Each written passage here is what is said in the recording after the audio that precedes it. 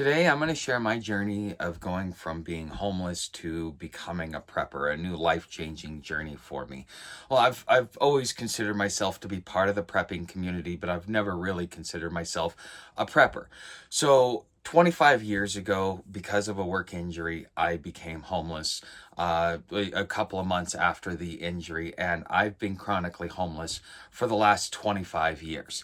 When I was about 25 years old, I decided that I no longer wanted to be homeless. And so, therefore, I started creating a structure, an environment, a foundation of ways to where I could put myself in a position where I would never have to deal with homelessness again. The difference between me and you as preppers is you're in theory, you're planning for something that hasn't arrived. My preparations, my prepping was I had to live my mistakes and I had to keep going back to the drawing board. And so that's why I'm going to share this journey with you, because I want to share with you that no matter how much you prep, you're going to make a lot of mistakes in the beginning. So if you don't get yourself real world experiences where you can put that prepping to the test, you're going to have a hard time surviving what may come in the future. So at 25, I decided, you know what? The best way for me to get off the streets and never be on the streets, because everybody says, hey, you need an education. If you have an education, you got a college education, you can go off and you can make great money, and you can have the house, the car, the girl, the kids, the whole nine yards. You just need to go get an education. So while I was in San Francisco and through all the obstacles I had to go through, I decided to go to a technical school. I actually got into the IT field. Decided, hey, you know what? I love building things. I'm just, that's just my thing. I love building things. So building networks, I could do that, and I could do that for a long time. I'm willing to educate myself. Well, one of the things I didn't realize is that with PTSD, and just the way it happened for me is I went from being an adrenaline junkie to I can't handle a lot of stress. I went from one to the other, and it really messed me up in that way. So the stress of the IT field is probably one of the most stressful jobs that you could have, because you've got to have a 99.8% uptime, which means you can be down for 1 hour a year. And if you don't, heads are rolling, jobs are being lost. And so that's a very stressful environment. And so I would end up homeless again. And so I'm like, okay, well, let me figure out what it is that I can do again. So I got into the free man movement, and I decided to do a community project. And I thought, well, you know what? Maybe I can talk a bunch of venture capitalists into making an investment and bringing rent prices down, because that was my thing. I had basically cut rent in half with what I was doing with the community project, and I just needed some investors to take it to a large scale. That didn't work out either. I kept the houses for about 2.5 years before I decided to let them go back to the bank, because I was doing something called adverse possession. But out of that, I thought, you know what? The best way for me to be able to never be homeless again is, hey, maybe I should start a business. So I'd already been self-employed for the last few years anyway, so why not, just continue. And so after I did a lot of research and I figured out where the demand was and what it was that I wanted to do, I said, okay, I'm going to start a cleaning business. There's not enough, and there's plenty of money to be made in it. Actually, I first started off with landscaping. I realized that landscaping does not pay well for the wear and tear that it puts on your body. So I'm like, nah. So I moved over into cleaning. And, that lasted. And I got to a point where I got comfortable. I'm like, I get control over my own income. I always have the ability to go get new customers.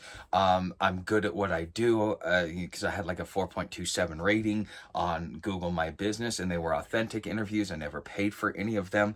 And so with almost 200 reviews, I was doing really well. I thought I would never be out of business. Well, there's things that you just can't plan for, like what was going on in the border and being in Dallas. That was a big, that was almost being on the front lines. I mean, not necessarily in the front lines, but close enough to the front lines. And, we had some things that happened that were out of our control because of the border crisis.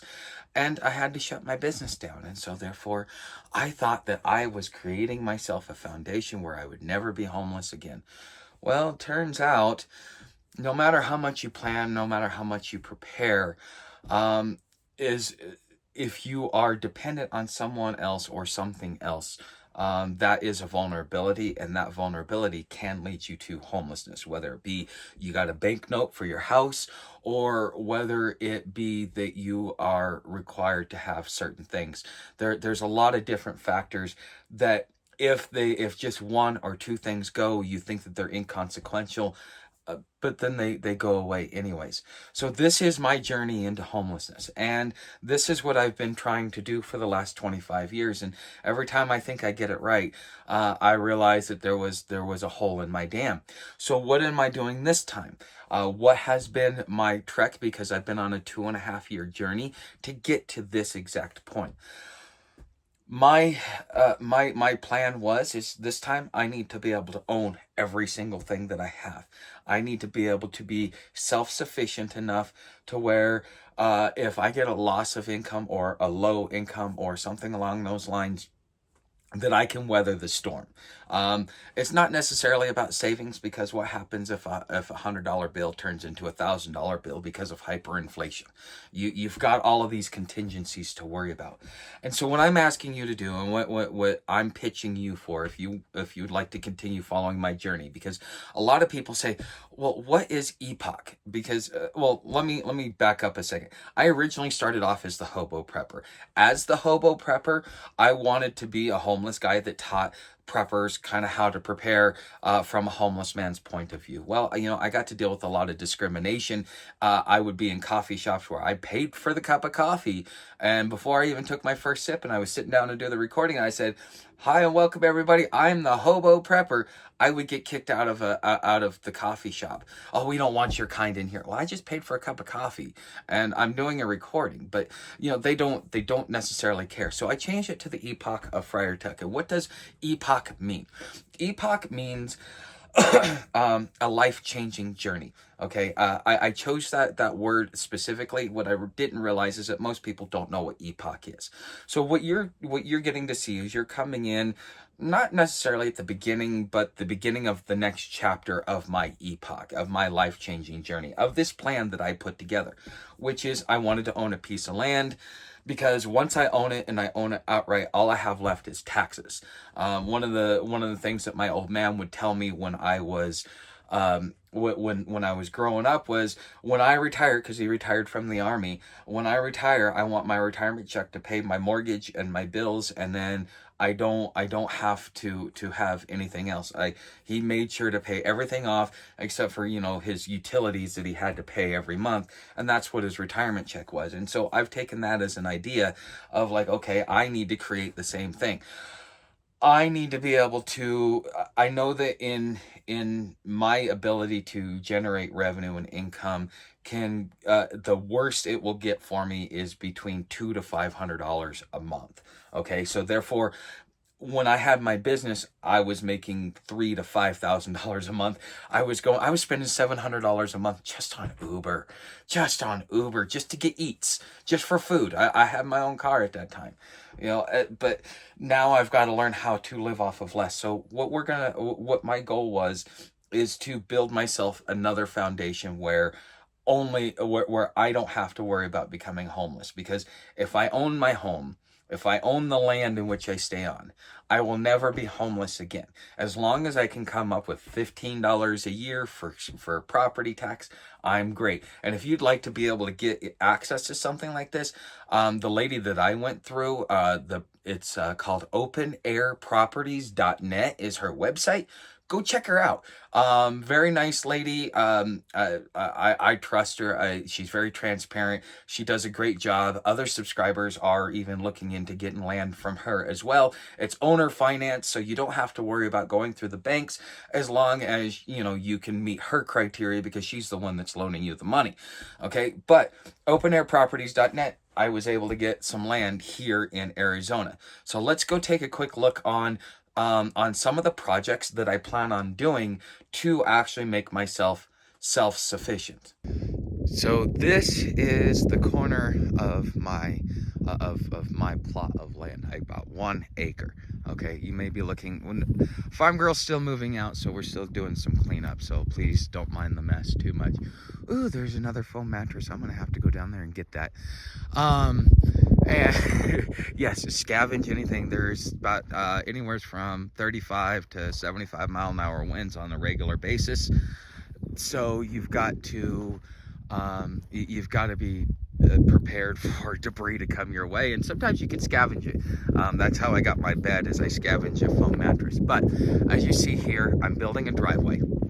All right, this is going to be what it is that I'm going to be working on as a project. So if you want to follow along, this is another project. Okay, what's going to end up happening is that trailer is going to be moved over here because I need protection from the trees, because I've got those trees there, I got those trees there, and so that will keep my trailer from rocking with these heavy winds, because I don't like it. But what's going to end up happening, as you see where Sam is, the driveway is going to kind of go wrap around there, and I'm going to make it out, because I have a 275-gallon water tank. This cost me $85 to fill, but I'm not actually getting all the water that I pay for. It's a 1,000-gallon minimum, and so I need like 4 of these to be able to have 1,000 gallons. But for me and the dog, and until we start planting, this thing will last us probably 2 months before we have to get it replaced. And it's got a special black coating for here. That's to keep the algae from building, because this is potable water, so it is drinking water. But also what I'm planning on doing is, because I can't put any permanent structures up, and anyways, you know, we're like dust in the wind anyways, so why put, you know, plastic and all kinds of other stuff when I've got all these rocks that I can turn into, I'm gonna end up calling it my rock garden, but something along those lines. So something like that. There's gonna be some put up here towards the edge of the property, but I'm also going to be putting that in as well. I've also got to look at getting livestock, such as I don't know, I'll probably end up having to go for goats for milk, just because I don't want to deal with the cow. A cow requires too much space that I don't have.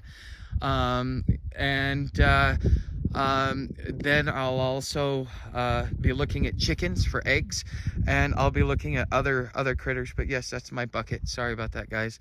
But I'm planning on putting at least 3 in here. They're going to be 3 foot by 3 foot, and then I am planning on right around this other side of this tree here. I am planning on putting probably another 3 in here, because the thing is, I've got to be able to eat year round. Getting into the store and all this other stuff can be an issue, so I need to be able to have my own food, so that I don't have to go into town for anything other than propane, and to check my mail. I mean, that's the overall goal. That's what I'm building this property for.